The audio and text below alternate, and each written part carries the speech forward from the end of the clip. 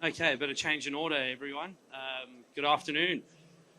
My name's Justin Joubert. I'm the CEO of Talisman Technical. There's our presentation up there. Well done, guys.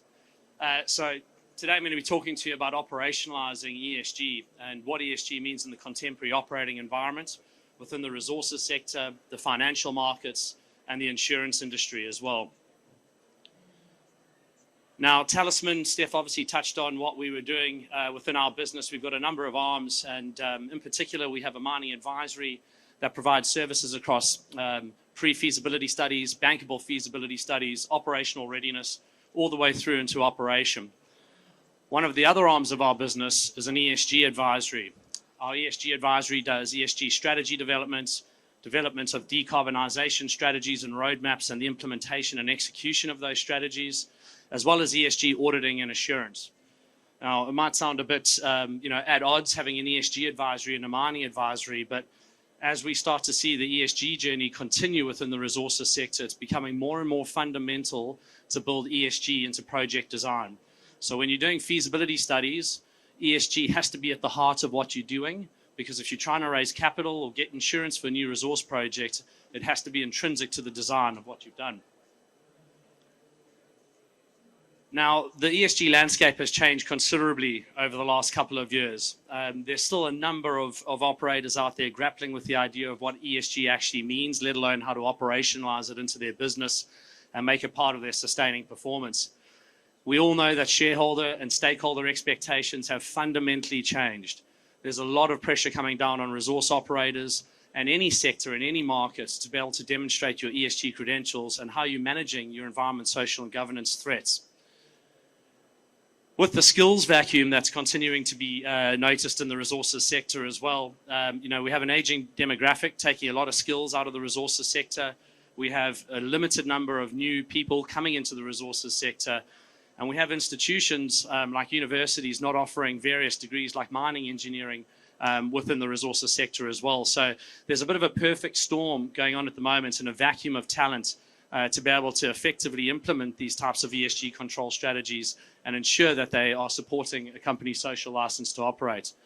Other key changes are around the unregulated market of ESG, understanding some of the soft laws that are now starting to transition into hard legislation, particularly as it relates to social and governance risks and environmental risks, and significant changes in policy, particularly energy and climate change policy.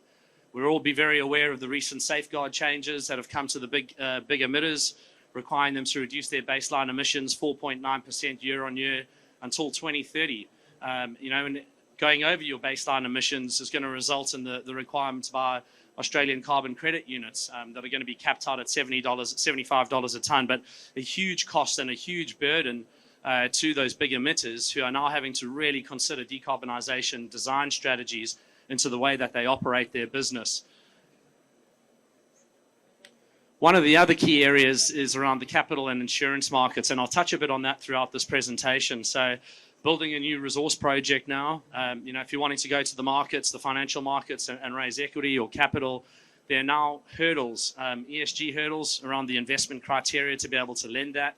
And as part of the covenants of those lending practices, you have to be able to verify the ongoing effective implementation of your ESG control to make sure that those lending covenants are met.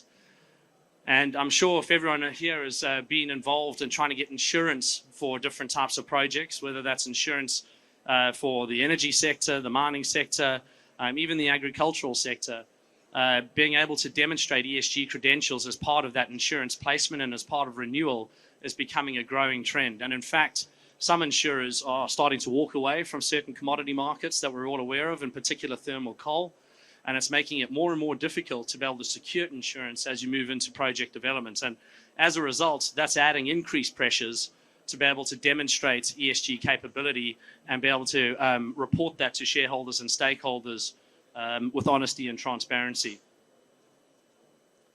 Now, if we take a step back, we talk a lot about ESG, and I know we've had plenty of presentations around ESG, but every single company and every single business has an impact on the environment, social and governance risks, okay? The environment may consider things like flora, fauna, water, emissions management, climate risk. all of these need to be considered as part of a business's strategy when they're operating. Social impacts and the impacts that we have in the communities in which we operate, particularly resource operations. How are you communicating with your stakeholders? How are you engaging landowners, land users, overlapping tenure holders? All of it needs to be integrated into the way you perform your business. And obviously, the governance matters. What do your internal control systems look like? And how are you effectively integrating those control systems into your business? Now, if we all have a think now about the individual businesses that we work in within this crowd, and consider, has your company got in place environmental, social, and governance controls? Have they been integrated into your business? Do you understand the key KPIs, lead and lag indicators around those? How are you reporting on those? And how are you then making sure that from an assurance perspective, those are being verified and effectively delivering sustainable change? Now, the sustainability or ESG landscape has shifted considerably over the last couple of years, and we would have seen all of you would have seen a number of national and international sustainability frameworks that came to bear, starting mainly with the financial institutions. The IFC putting out performance standards, the Equator Principles, global reporting initiatives, SDGs. The list goes on, and obviously at some points the list can be a little bit wearisome because different groups want to comply with different standards. But fundamentally, all of the standards are trying to deliver the same results, which is integrated risk management across your ESG portfolio so that you understand your key material threats, you understand your key preventative and mitigation controls, and you understand how you're managing them within your business.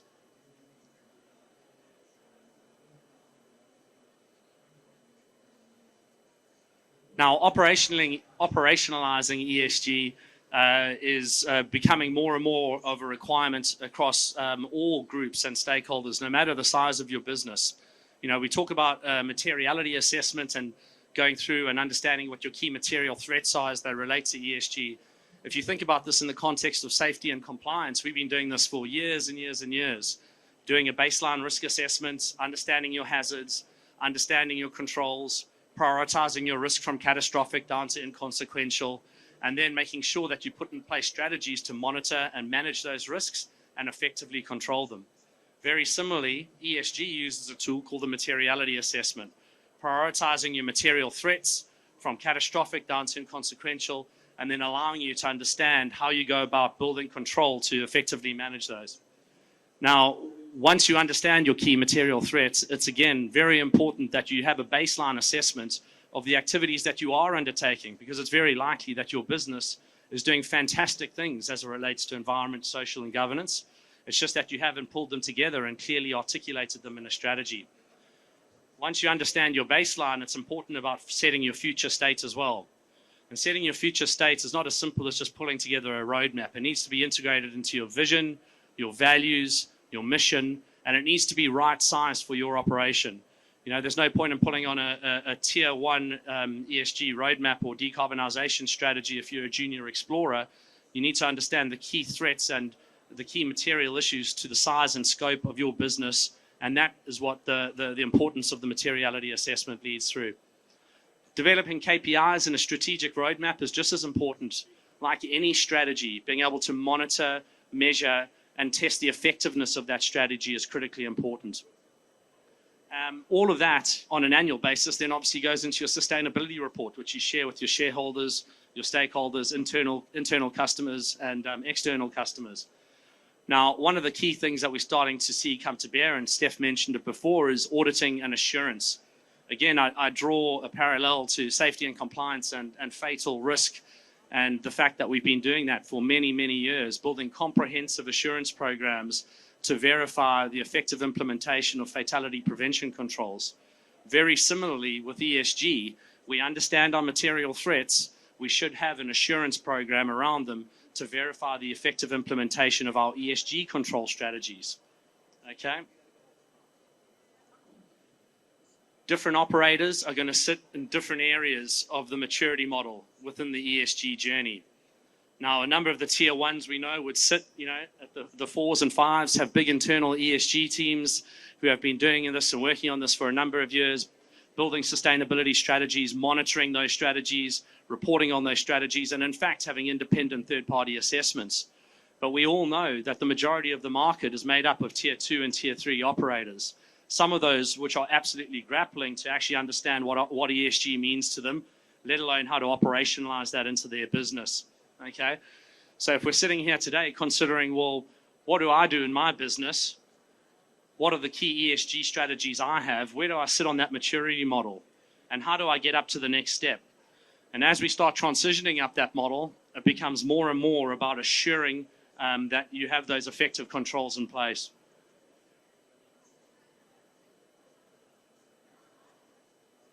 It's going to work soon. Now, the key markets that we have here today at the conference, investors and financial markets, we have resource operators, and we have insurance markets. And wanted to talk to you a bit about ESG transparency in the theme of today and why it's so important in these particular markets. The financial markets and investors, we spoke about sustainable lending practices. Okay, so you're going to go and provide a new project, raise capital.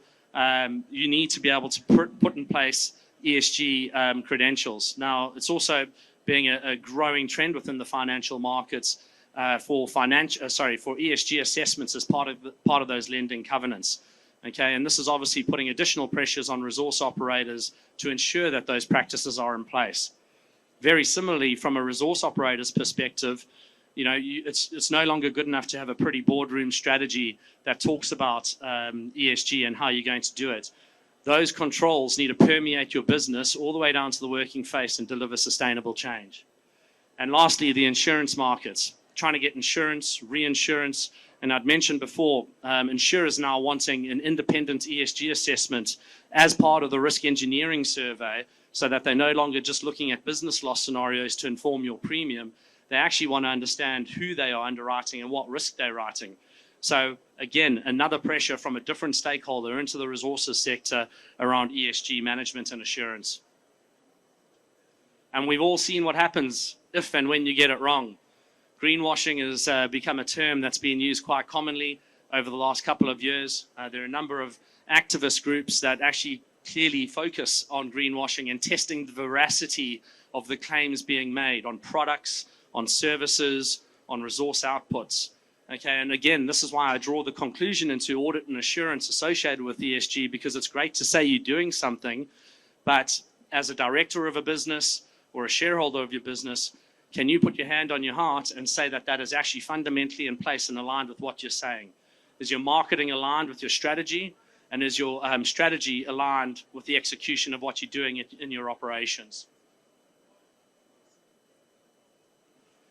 Now, a bit of a solution, and we spoke about ESG auditing and assurance, and Steph mentioned prior to this that we partnered with Forward in developing an ESG audit solution, partnered with operational expertise and background from the Talisman business and the software capability from Forward. A digitized platform that essentially allows you to leverage off our operational expertise, provide independent third-party assessments of any resource operation, any market, any sector, the capacity to integrate your internal risk thresholds, internal question sets into the data platform and audit around those.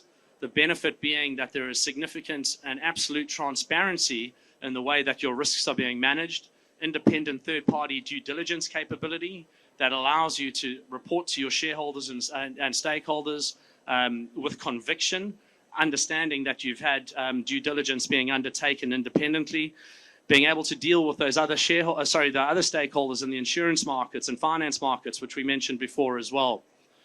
Okay, and I guess the output of all of that is the capacity of the software to become scalable, used across 800 sites currently around the world in various different countries and languages, providing transparent information that's sector agnostic, scalable to many, many users, and allows you to do benchmark comparisons and comparative analysis against different lines of risk, different threats, and different criteria to which you see fit. Now, in closing, I guess I just wanted to quickly highlight a couple of questions to ask yourselves, depending on what markets you're in, what business you're in, and how you're managing your businesses currently. What are the implications of not knowing your key material risks? Do you have any non-compliances in your business that you're currently unaware of? What value opportunities are you potentially missing by not understanding and integrating ESG into your business? ESG is now seen as an attraction and retention of new talent, which we already know is lacking within the sector specifically. You know, the new talent coming through wants to be able to demonstrate that the company is managing its ESG portfolio and its social license to operate. And ultimately, really understanding what forms of assurance you have in place to support the implementation of that strategy. Okay, it's no longer good enough to have a box ticking exercise and have a strategy in place, that we say is there and we meet the requirements of our ESG capability.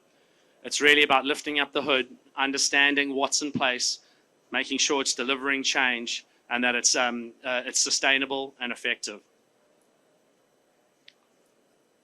And that's what I had for you today. Everyone, do I have any questions? Take that as a no. Excellent. Thank you very much.